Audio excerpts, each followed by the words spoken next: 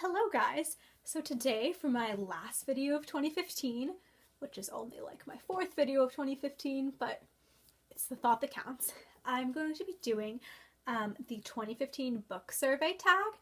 The original video is by Books and Lala and I've linked it below. And I'm going to be reading the questions off my phone, all unprofessionally, but you know. So first question, just to wrap up the reading year, is how many books did you read and did you make your goal?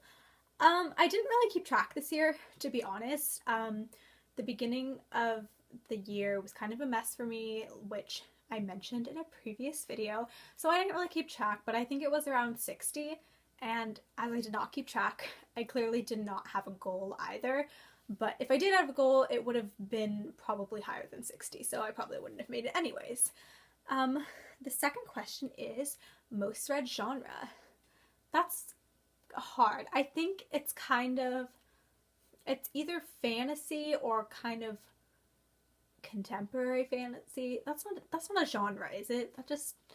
But you know what I mean when I say that, I think.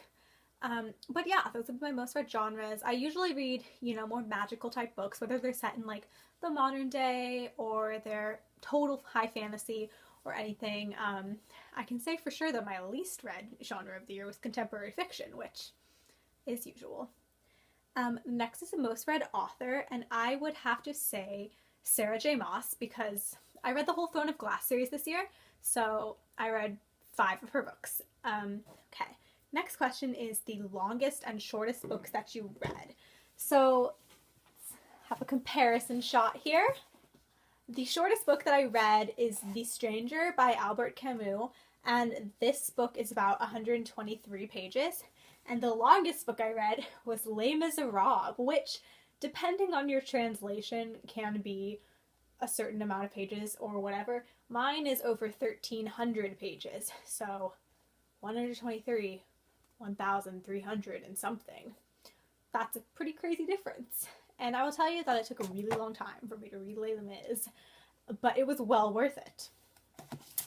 Okay, next question is your favorite book published in 2015.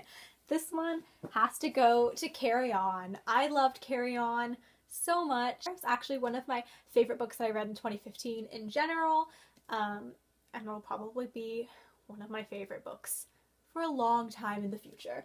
I love Carry On. Bless this book.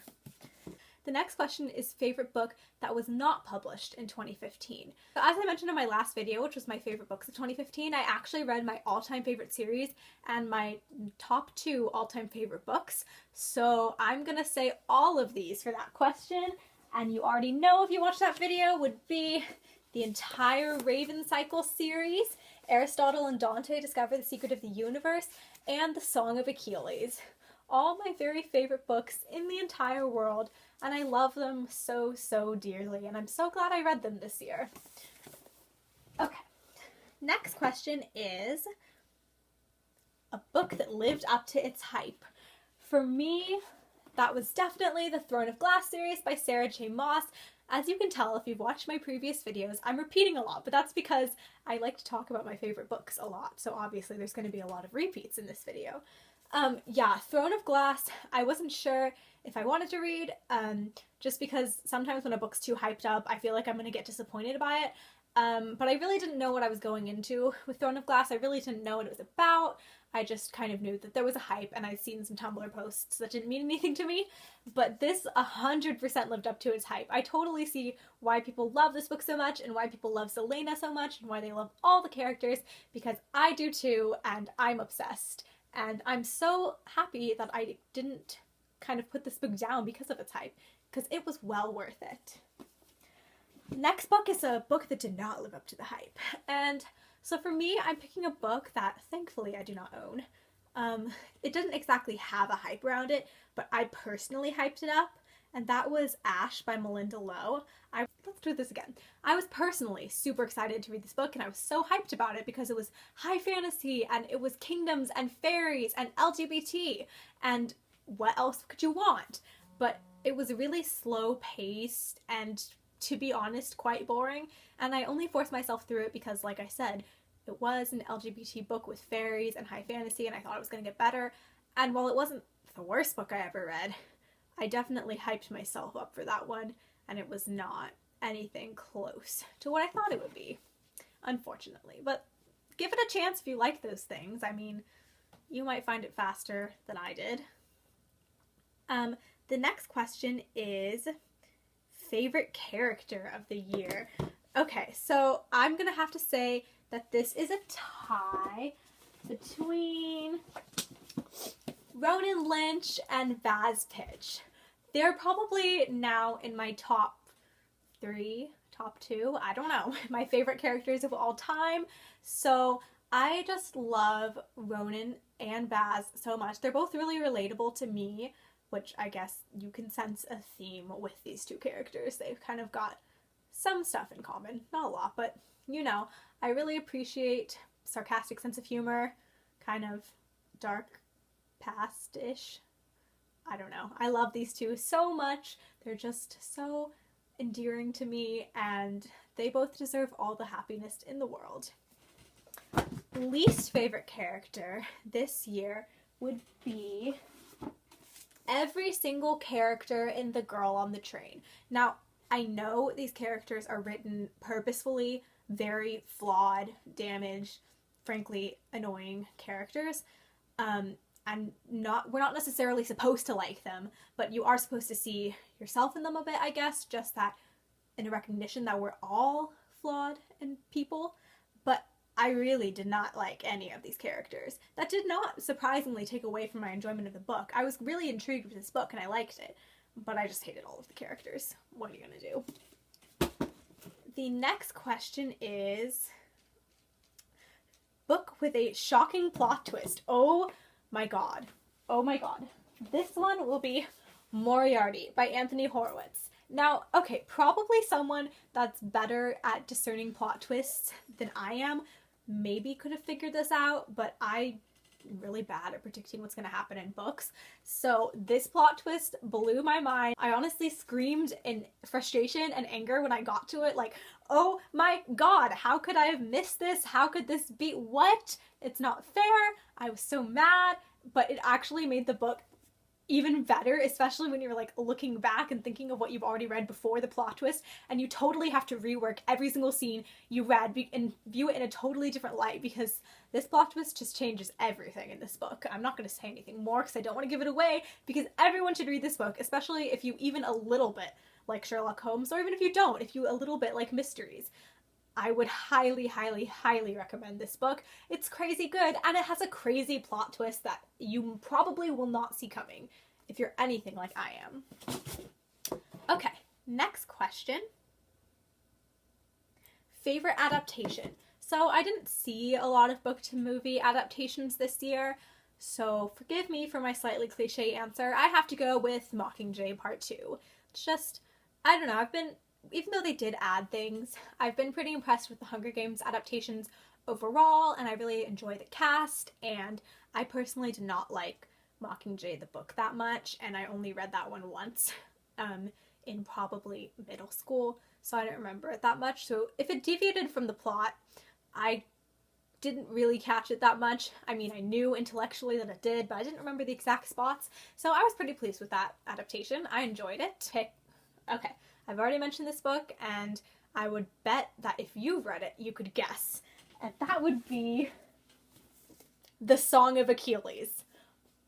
I want to cry just thinking about this book. I want to cry right now. I'm starting to tear up a little bit. This book made me cry like a baby at 1 a.m. so that my mother came running in my room asking me what was wrong. I was honestly crying so hard that I couldn't even see the pages. But the pain of this book is well worth it. It's well worth it. And it's nice. I actually hadn't read a good book up until this book that had made me bawl all year. But this book made me bawl my eyes out. And I would highly recommend it to anybody. And try not to cry reading it. It's my advice. Next question is book that made you laugh the most. So I still haven't read China Rich Girlfriend, but the first book in the series, Crazy Rich Asians, made me laugh a lot. I enjoyed that book a lot, and again, these are books that I mention a lot, but they're books that I love. So if you want a fun read, I would recommend reading Crazy Rich Asians. It is fun, and you will laugh. It's not exactly direct humor, but you just laugh at the soap opera drama in a way. It's funny. You'll enjoy it. The next question is a new favorite author you discovered this year. So I probably discovered one of my favorite authors, multiple of my favorite authors this year, because I've read so many new series. I would have to go with Maggie Stiefvater. I'm sorry for butchering your name. You don't deserve that. You're such a good author that you really don't deserve me messing up your name like this. But still, the Raven Cycle series, like I've said 50,000 times, is my favorite series of all time. And it's so well written. It's very poetic. It's very pretty. And the relationships between all of these characters, romantic or platonic or family or whatever, are just so beautifully done that it makes me want to cry. Like everything does. Next question is guilty pleasure read of the year. I guess I'd say guilty pleasure, meaning book that I enjoyed the most and maybe I shouldn't have, would be Life and Death by Stephenie Meyer. I loved Life and Death. Honestly, when I first read Twilight, it was in 6th grade, so that was a long time ago. But honestly, reading Life and Death brought me back to my first reading Twilight experience. Obviously, 6th grade me was super in love with Twilight. Like, crazy in love with Twilight. And this kind of brought me back to that. I really enjoyed Life and Death. I think it was such a good interpretation, and I honestly think I liked Beau and Edith's story better than Bella and Edward's. I mean, yeah, I don't know. I liked them better as characters, I think. But anyways, it was just a really fun, unexpected read. I did not expect that this year by any means. And even if I should be over the Twilight phase by now, you know, that kind of brought me back to when I first read it and why I enjoyed it so much in the first place. So yeah, guilty pleasure favorite would definitely be Life and Death. Next question is favorite book you reread this year. Okay, so I don't really keep track of rereads and I don't really count them towards my number of books I read this year, so I don't actually know what I reread this year. It's kind of blurring into what I reread last year and etc. etc. But I think I'm sure I reread some Harry Potter books this year, so probably Harry Potter. That's always a good answer. Yep, Harry Potter. We'll go for that. Okay, next question, final question. Are you happy with your reading year and what will you do different in 2016? I'm both not satisfied and satisfied. Like, I didn't read that many books this year compared to what I would have liked to have read, and I didn't read very much at all, like January to July, mid-July, I'd say. Most of the reading I did was like late July up till now. So I would definitely say the next year I'm going to read more, and I will have more time to do that next year, which is good.